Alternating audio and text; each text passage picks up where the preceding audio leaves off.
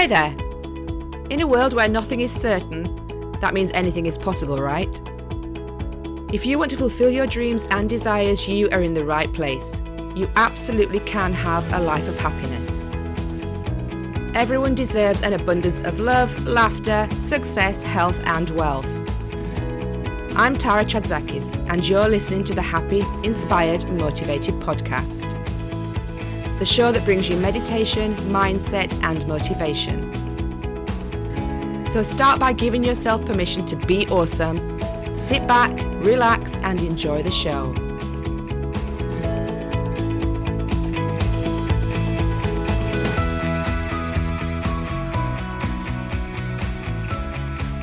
Hi there, and welcome to this episode of Happy, Inspired, Motivated.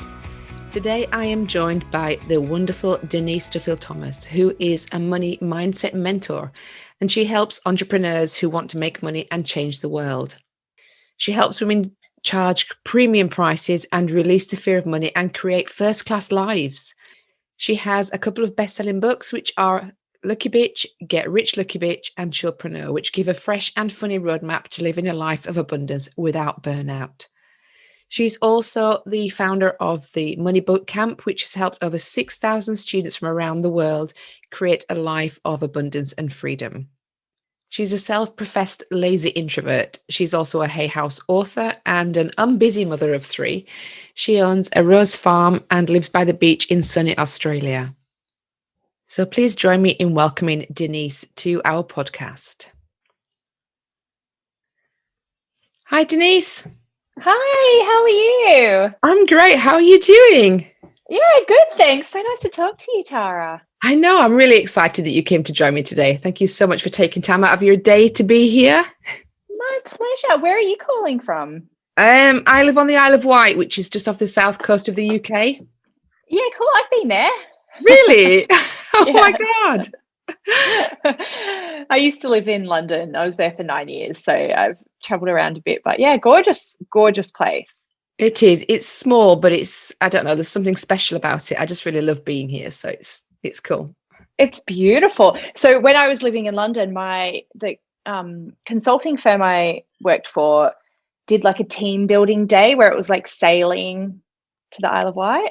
Nice. Yeah, we get lots of people coming here and sailing. It's just a magnet for sailors. What can I say? It's just, yeah. And I live in Cowes, which is in the top, so we get lots of sailors coming here as well. So. Oh, cool. Well, thanks for staying up so late to talk to me. Oh, my pleasure. I'm so excited. So, Denise, thank you for being here. I'm just thrilled. So tell my audience a little bit about what it is you do and what led you to what you do. Yes. So I'm a money mindset coach and mentor. So I help entrepreneurs deal with their mindset blocks and stories and beliefs, negative stories and beliefs about money and their ability to earn money. And I do that through my books and through my courses. But I would say that my journey to getting there and to helping people in that way was quite a long one. Like I always knew I wanted to help people. So that was a given, but I didn't know how to do that. And I actually didn't know there were jobs where you could just help people because I thought, well, I know I don't want to be a nurse. I don't want to be, I considered being a teacher, and I was like, well, but I don't know how else you can just help people. And I watched Oprah a lot as a young person and as a teenager and someone in my early 20s. And I kind of just thought, wow, I'd love to do what she does, but there's only one job like that. And she's got it. Oprah. Yeah. Yeah. And I was like, well, I don't want to go into TV. I don't want to go into radio. I knew I wanted to write, and so my journey to that was just really come from a place of wanting to help. But what was separate to that, which I find so interesting, is that I knew that I wanted to make my own money. And I was very passionate about being independent. But I didn't connect that to helping other people be independent and be empowered around money. That was really a journey that I had to go on first. And then, like anything, and like so many women, we learn something and we want to help our friends, then just can snowball from there. So I feel like I'm extremely lucky to be born in this time, because there are so many avenues for women like us to help each other, because we live in a time where we can podcast, we can videos, we can connect with each other on social media, and then we do the things that we're just naturally doing anyway, which is helping each other. So what were you doing when you lived and worked in London then originally? How did you even get to London? Yeah, good question. So I was really lucky to go to university, and that wasn't a given in my family, for sure. When I was at university, I joined a business club, and it was called ISEC, and it happens to be an international business club. Mm-hmm. And so we'd go to these conferences where it would be, you'd meet other people from other universities in New South Wales, and then Australia, and then the Asia Pacific region would have a conference, and then there would be these global conferences. Mm-hmm. And so they invited me to come and work in London for ISEC UK. And my husband was involved in ISEC in his university in Manchester. So that's how we met going to these global leadership conferences, talking about how students could change the world, which is very cool. So they invited me to come, and I had 2 weeks to kind of make my decision. And I went, yep, I'm going to go. And I thought it was just going to be for a year or two. And I ended up being there for 9 years. Oh, wow. Yeah. So your husband's from the UK then? He's from Manchester? Yes, he is. Yes, okay. Yes. But you know what? In the UK, I really did struggle with finding what I wanted to do. So I worked for ISEC for a while. I worked for PricewaterhouseCoopers. I worked for a consultancy that was doing leadership training. And then I worked for Barnardo's, the children's charity. But in between that, I would try and start businesses. And I was just really struggling with finding, like, again, how can I help people and how can I make my own money? So I worked for a year for ISEC, and then I went, I'm going to start a business. And so I wrote an ebook in 2014 called Internet Dating Tips for Men, because internet dating was really new. and I was doing internet dating, and I was like, God, people are so bad at this. I'm gonna help them. And then, that I couldn't figure out how to make money from that. And then I went and worked for PwC, and on the side I was writing a novel. And then when I was working at the consultancy, on the side I was blogging about movies. And then when I was working at Barnardo's, I had a side business that was called Raw Brides. Raw, as in raw food, brides as in weddings, helping brides lose weight for their wedding with raw food. So each one of my corporate careers, I had this side hustle, and none of them really worked out because I was still trying to figure out how I could really help people, but I was learning. So each business taught me, oh, well, that's how you write an ebook. Oh, that's how you write a sales page. Oh, that's how you blog. That's how you create social media. So it was a really great learning, but it was frustrating. I think that, and that's true for a lot of people. It's frustrating trying to find your niche. It's frustrating how to figure out how you can best use your skills and talents to help people. And so it wasn't until I was 30 that I started hearing about this thing called life coaches and life coaching. And I was like, oh, that sounds intriguing. But I was quite also turned off by it, because I'd go to these events and I'd meet these life coaches and I'd go, oh, one, they were all men. And I just didn't think there was a place for me in that space. But when I was 30, I did my life coaching training, and I immediately loved it. And then from there, it was such an easy transition, because I went, oh, I actually really love helping people with their businesses. Oh, I really like helping women rather than men. Oh, I really like helping people at this stage of business. Oh, I really like helping people with their mindset. Oh, I love helping people with their money mindset. And so it was, each sort of 10 clients, I went, oh, that feels better. And I was just following that rabbit hole, really. That sounds exactly like mine. I working for different companies and then having a side hustle all the time and trying to find a different way to help people. And then I went into life coaching as well. So it's, I exactly feel how you're going through that. I've read Chillpreneur a couple of times, and I read Get Rich Lucky Bitch a few years ago, and I'd actually just bought it again so I could listen to it again, because I had it on my Kindle, and it was being read to me through the Kindle, and my daughter was like, "Is that what her voice sounds like?" I was like, no, it's it's an electronic voice. But and one thing that was so you have like 5 steps that you say are for manifesting money. So the decluttering, deciding what you want, positivity, action, and refine and Receive. retune. Yeah, so Yeah. the five main things. So how did you actually come up with that? And I would say most of what I do, like, there's nothing super original. Lots of people who teach manifesting teach things in very similar ways. But for me, I always just look at, well, I think you do need to start with decluttering. Some people try and jump into goal setting and they really struggle. Yeah. And so I was like, well, there's a few pieces between that. Or people try and jump into action and they get really stuck. So I was like, well, let's look at things that would make you, go back a little bit. So I've always been someone to try and find the path of least resistance and the ease and the practicality. That's what I really try and do with my manifesting teaching is, okay, well, let's break this into things that you can actually do that won't overwhelm you, that will be, actionable and practical. Because it's, when I first learned about the law of attraction, that for me, there was a real deservingness piece. It was like, well, be really like vigilant about your thought, be pure. And it felt like a real purity test. It was like, meditate every day and just be a really good person. And I was like, I don't know how to do that. What does that mean? So that's everything comes back to me just trying to figure out what I can actually do in the real world.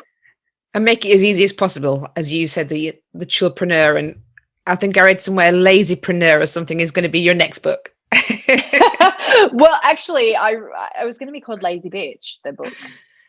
Well, you may as well stick with the theme. Exactly. But and actually, the reason why I didn't do it is a very practical reason, is because Facebook don't like the word bitch. And so mid-launch, we had to change everything because they didn't like Lucky Bitch. They didn't like it on the website. They didn't like it. It was written behind me on my backdrop. I said it in videos, and so we had to change everything. And I just thought, oh, I think my next book, let's take the word bitch out of it just to make it a bit easier to share, And so I think that's a path of least resistance thing too. Sometimes is it's okay to shift and change things to something that's a bit easier if you want to go down that route. Yeah, well, exactly. If the universe is giving you a direction, then why would you fight against it? You're going against the flow, aren't you? Definitely. But so many people do, or they go, but I spent money on that, so I have to keep on going. And you go, yeah, but it's okay to shift and change and pivot whenever you like. That's the beauty of being in business. And I think that's the beauty of, say, for example, self-publishing.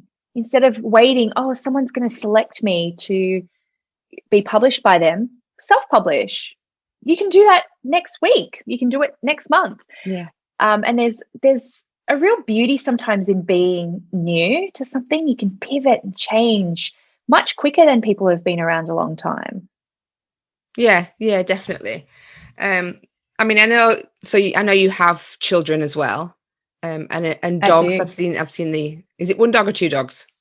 I've got 3 kids and 2 dogs. 3 kids and 2 dogs. I've seen the dogs on Instagram. They are so cute, and your kids too. But the dogs, I love their pictures. So, do you find it harder because you've got a massive business now? How easy is it to cope with your business and your 3 children and your 2 dogs?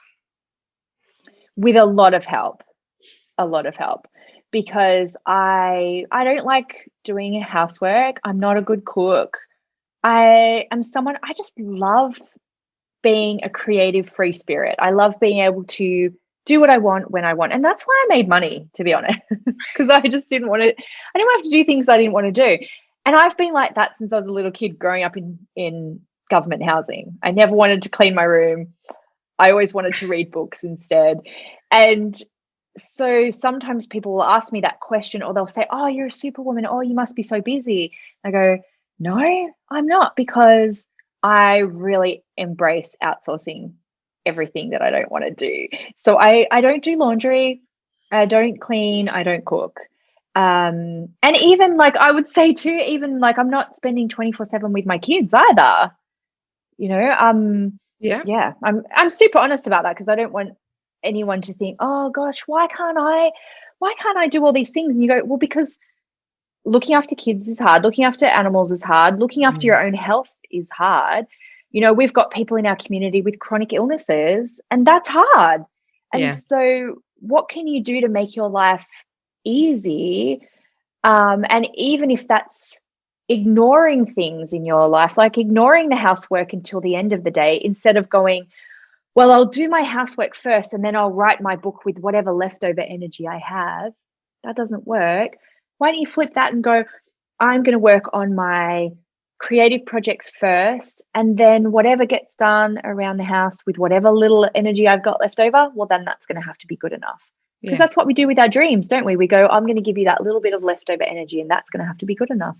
And it's not, you know, because we want to be able to make money to help our family, help our community, pay for the best health that we can have, and be able to help other people when we have more than enough in our lives. And that doesn't happen from us doing things that deplete our energy. Well, especially for many people who start their businesses and like you were saying, as a side hustle, you know, you're working in the office all day, you come home, you've got to feed the kids, do the housework, and then work on your business. It's surprising that you can get anything done, basically, because there's so much time that's wasted. Oh, absolutely. And like, I'm the kind of person too that if it is my turn to like cook or whatever, I'll be like, baked beans on toast with cheese. That's amazing. Like, I love baked beans on toast with cheese. And I'm just like, I don't feel guilty about this because the kids get what they need. But I see women really think, oh, I have to be perfect at work, I have to be perfect at home, I have to be the perfect weight, I have to be, you know, perfect in every way. And it's so exhausting. And some things are going to have to slide, but your dreams shouldn't be the thing that always gets pushed to the side, because it's not going to kill your kids to have baked beans on toast occasionally. It's not going to, you know, kill your house to not be perfect. That's fine. But when you neglect your creative dreams and your desires, that's really hard. I think that really impacts your spirit, and it impacts your life force energy. And I know this triggers people. Like, I know people don't like to hear this stuff sometimes because we're taught that it's lazy or selfish to put ourselves and our dreams first. Especially as a mum. Especially as a mum. And I would say in England, I'd say it's probably even more so than Australia for women. And so, like, I'm okay to, I don't know, I've never gotten real hate mail. Well, I'll do, and I'll say, oh, by the way, here's my husband's email address, because why don't you email him and tell him instead of me? Does your husband, does he work with you, your husband? He does now, yeah. So when we were living in the UK, he had his dream job, actually. He was working for Manchester United Football Club. And like a lot of dream jobs, it's still hard work, you know. And then when we moved to Australia, he worked for another football team. And so on the outside, it looked like, oh, wow, you're living your dream working in this industry, but it's still work, you know. And my business was starting to do really well, and I was like, hang on, how come we can only go on holidays when your boss says we can go on holidays? And you know, a lot of people, I think, when they're in that corporate world too, there's not a lot of freedom. No. And so now, like, Mark can drop the kids at school, he can pick them up from school, you know, he goes to the beach whenever he wants during the day. And so we still work, you know, like I wouldn't say that we never work. We work a lot, but there's so much flexibility and freedom in having your own business. And that was a really big deal for us. And that's one of the reasons why I was working in my business, is to kind of have that choice and freedom for us as a couple, as a family. So how long have you had the Money Bootcamp? Yeah. So I started Money Bootcamp in 2012. So what's that, 9 years?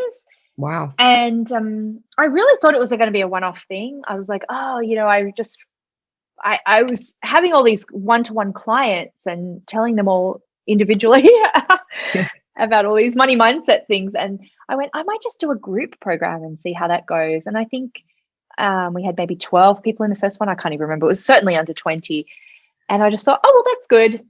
And then I thought, oh, maybe I'll run it one more time and then one more time. And I think we've got about almost 7,000 people in the group now. And it's just Wow. been, it's been a fascinating journey because I really thought, one, it made me realize that I still had so many preconceptions about wealth. Mm. And I thought, well, if you grew up with money, you're just not going to have money blocks because you'd only have money blocks from the absence of money. And that's absolutely not true. We have people who parents were millionaires growing up. They still have a lot of negative beliefs about money. We have people from probably 60 different countries around the world, and everyone brings their own stories and beliefs into that space for us all to share and learn from.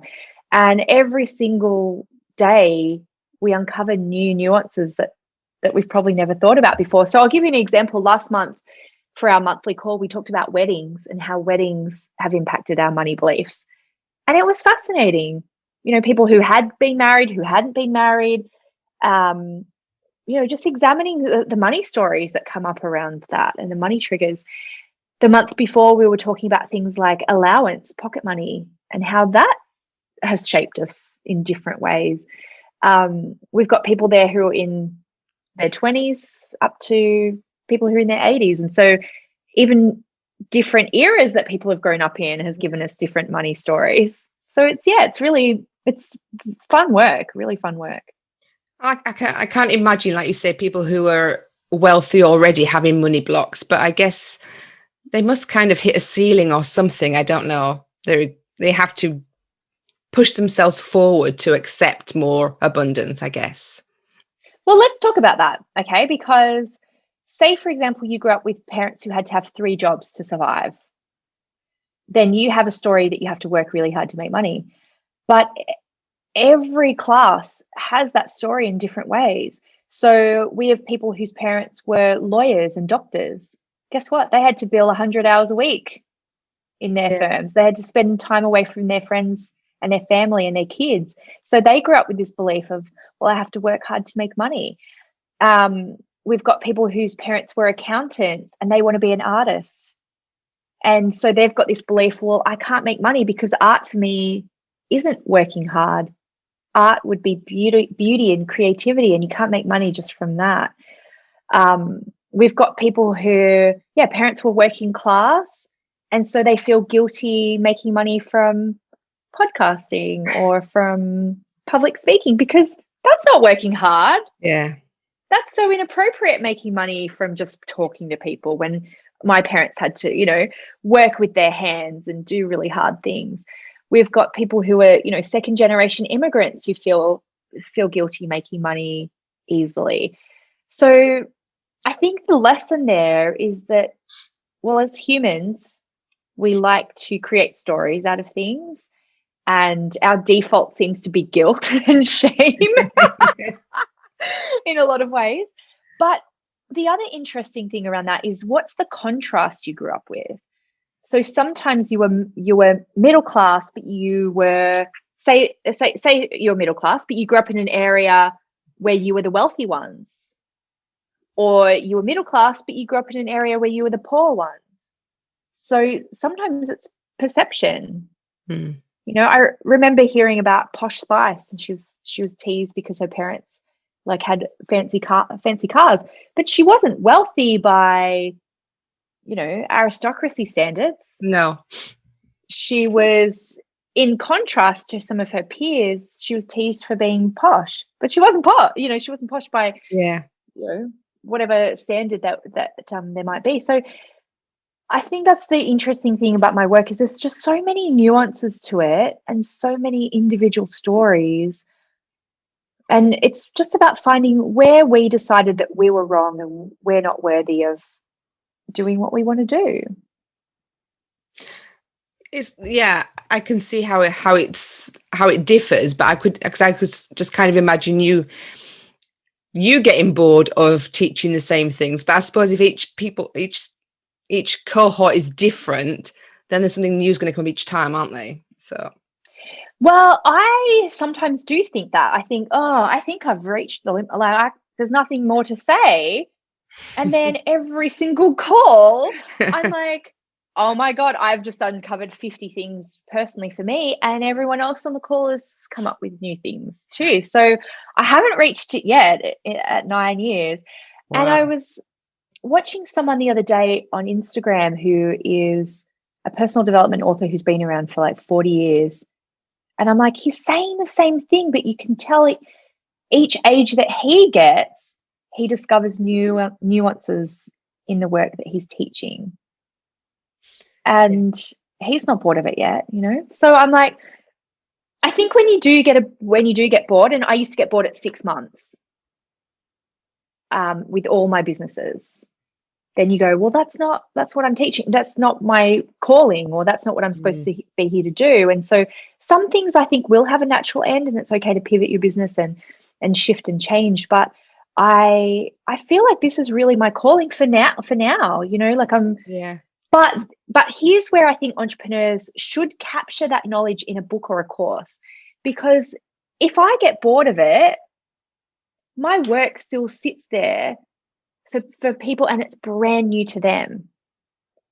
So it's got nothing to do with my attention span for the work, you know? And so if you can capture your work in blog post form, write a book, you know, write a course, capture where you are at that time, that's going to benefit people forever, because there's always going to be people who discover it and go, oh my God, what? And I think everyone's heard about tapping, for example, EFT, you know, tapping. Yeah.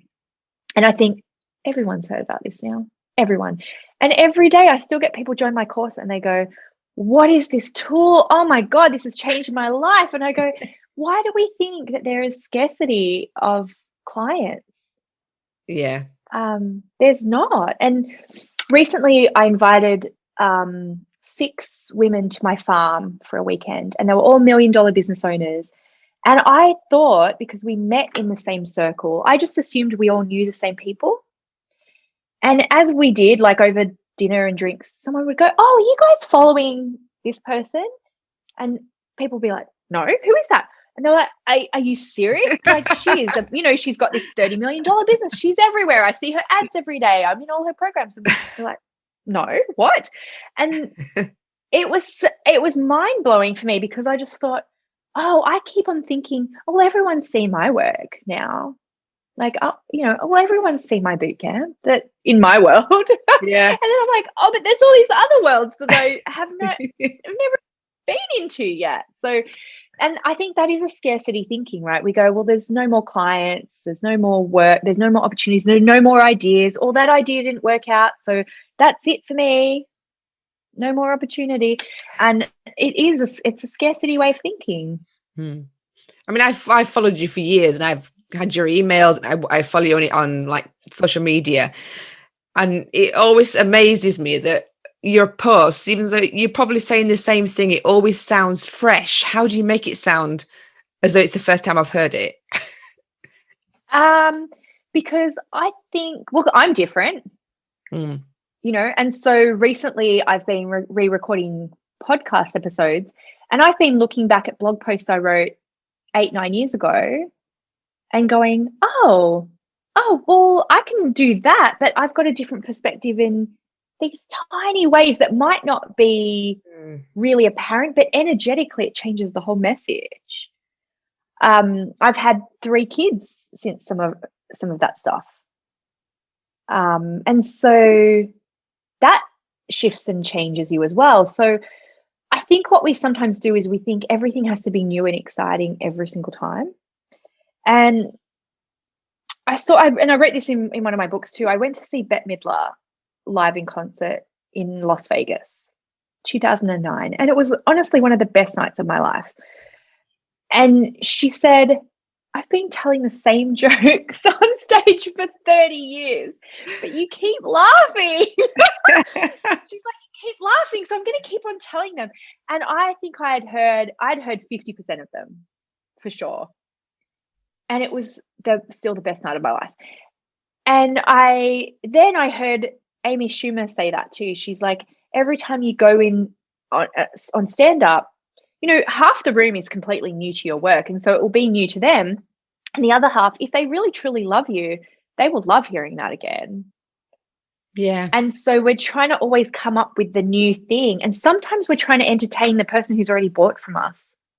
We're looking at them going, how can I be new and different for you? Instead of going, well, look, you can still benefit from hearing all these nuances, but like, that's not necessarily your target audience, people who have already bought from you. No, that's true. Yeah, exactly. It's the new people, isn't it? And I told a few of my friends that I was interviewing you, and for me and my entrepreneurial friends, it's a big thing. You're the money mindset queen, but to some of my other friends, they were like, well, who's that? Who? Exactly. And people say that to me all the time. They go, wow, you're famous. I'm like, no, in your world, maybe. But no, I'm absolutely not. And that is true for all of us. And all of the things that we think that we know, it's going to be so new and fresh for somebody else. And here's the problem, I think, that work hard mentality is that we're trying to, it's almost like we're trying to prove that we can earn money by doing stuff that's also hard for us. But like, why not teach people things that are easy for us? That's where we should be teaching people, because it's like, let me show you how I did this instead of, let me show you something that's not that easy for me. So yeah, I think that's the thing, right? I really go back and look at my old posts and I go, well, what's a fresh take on that? Or what's different in the world now? Or what's some things that can come out of that? Or what's some things that can go into that? And it is teaching the same thing over and over again. Do you follow, some Hay House authors or people in that kind of personal development world, like Byron Katie or the 4 Agreements guy, or, they're just teaching the same stuff over and over again. Louise Hay, every single one of her books was about self-love. It's the same stuff over and over again, but you need to hear it in lots of different ways sometimes. Yeah. Yeah, there is that when you hear it again, you learn something that you hadn't picked up on the first time, or just hearing it again jogs your memory and you're like, oh, now I get it. Now it makes sense. Yes, exactly. Which is why I think sometimes people psych themselves out of going into business, because they go, well, there are 3 other people talking about this. Yeah, but they're not talking about it with your accent, your voice, your body, your experiences, your background. And someone needs to hear it from someone who looks and sounds like you, or they might never hear it. And that's the truth. And you think of some things that you've heard said, but just someone said it and you go, oh, wow, that's cool. I mean, my husband does this to me all the time. He'll go, wow, did you hear this thing? And I'm like, I've been telling you that for 10 years.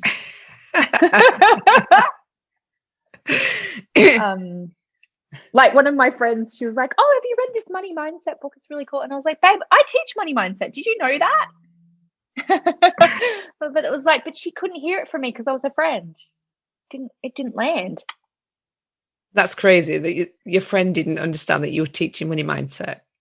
No, she didn't get it at all. But because I just didn't say it in a way that landed into her brain. And so people have different personality types. They have different, preconceptions. They have different needs. They have different desires. And so that's why everyone has to stand up and speak their truth, because we need diversity. Yeah. And so there's heaps of people teaching money mindset. There's heaps of people teaching everything. That's okay. There's room for you. There's room for your business. There's room for your voice. How many billions of people on the planet? There's no one person has all of them as clients already. So there's plenty of space to go around. And actually, I saw your email, I think it was today, that you're doing something new as well. Oh, tell me more, because I'm like, I don't send out emails. what did I send out? Oh, sacred money archetypes. That was the one. Yes. Yes. Okay, cool.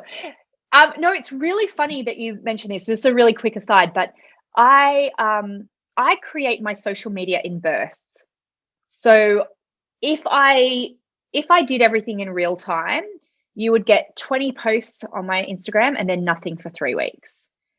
And because that's just how my brain works, right? So deliberately, when I'm inspired, I'll create a whole bunch of social media content and then I'll schedule it out, and I'll just pop it in. So I'll go, let's come up with 20 things about pricing, and then I'll schedule them out so they come out once a week. And then what my team does is that when something gets posted and it gets a lot of traction, they'll send it out as an email. But so for me, I might have written that email months ago. That's where you look 3 shocked. weeks ago. I do. I'm always just like, really? Great, I'm glad. And sometimes people resist that and they go, well, it has to be in the moment to count. But I don't want it to necessarily be in the moment to count, because I believe that magic that I infused into that content was real for me at the time, and it's captured in amber. And then when somebody experiences it, it's got that magic in it. And that's why I think, using the tools at our disposal to be able to batch content, to schedule content and have things come out. Otherwise, as I said, it would be 20 posts and then nothing. Yeah. So that's why, that's always fascinating to me when someone's like, I love your email today. I go, what was it? Tell me. I'd love to hear about it. Okay, so once a year, I run a course called Sacred Money Archetypes, which is, I'm a licensee of Kendall Summerhawk's Sacred Money Archetypes course. Okay. And it's about your money personality. And I find this really fascinating work because not everything works for every personality type. And this is true whether it's a Myers-Briggs thing or even astrology. Sometimes it's a personality type, or any personality type thing. It's so important to know who you are and know yourself, because not every course works for everyone, and not every piece of advice works for everyone, because we're all different. And so that's what that one is. It Exciting. is exciting. I've been doing your forgiveness as well, and I was listening to Cutting the Cord today, so that was interesting. Funnily enough, it was me that I was talking to. It wasn't anybody else on the beach when I was doing that, which I was very surprised. Surprising. Yeah. Well, so on that, I have been learning about personal development tools for a long, long time, but I never connected any of it to money. It felt like they were very separate. Mm-hmm. And so when I started doing this work, I was like, well, let's talk about forgiveness. How could that help our money situation? And things like cord cutting, how could that help our money situation? And it really can, really can, because we've got so much stuff around it, around money. We just don't like to admit it, though, do we? We like to keep it hidden and pretend that we're fine, that it's something else that's caused a lack of finances. It's the government, or it's the economy, or it's the neighborhood, or it's never, you don't want to admit that it's yourself that's caused it. So it's quite a tough one as well, isn't it? Oh, yeah, absolutely. And I think that there's layers embedded in that as well, as who's allowed to talk about money. Who's allowed to even talk about it in the first place? And even when I started doing this work, I was like, I'm not allowed to teach about money. That's only for financial advisors. And I was like, hang on, am I allowed to just talk about money? Like, I'm not giving financial advice. Who is allowed to talk about money? And there's a lot of unspoken stuff in the world about, well, only men are allowed to talk about money, and only men of a certain class are allowed to talk about money, or only men of a certain profession are allowed to talk about money. And women have been really excluded from that conversation for a long time. But not for the last 9 years, so we're doing pretty good. Yeah, absolutely. And I find it really fun to talk about money. And that's what I want to try and teach, a lightness to money, that it's like, well, we're allowed to.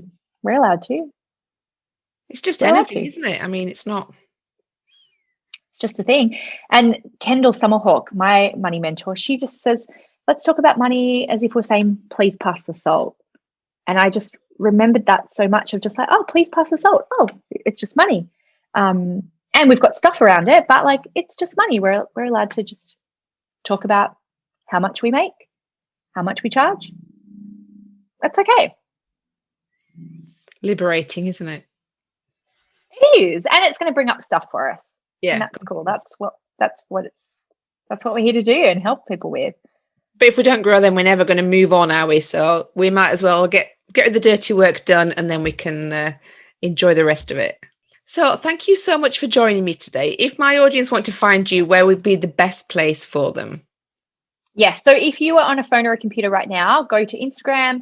I'm at Denise DT. That's a really great place to follow me on social media. And then on my website, go to denisedt.com/blocks. And there is a free workshop there about how to deal with 7 really common money blocks that I see particularly in women, in entrepreneurs. And yeah, just keep in touch. And I love hearing from people. I love hearing their money stories. Nothing you can tell me will shock me because I've heard pretty much everything by now. Everyone thinks that their money stories are unique and are valid in preventing them from making money. And we've all got them. That's it. So I'd love to hear from your audience. And thank you for trusting me with your beautiful community as well. You're very welcome. Thank you for joining us. It's been a real pleasure. Thanks, Denise. Thanks. Cheers. Bye. Bye.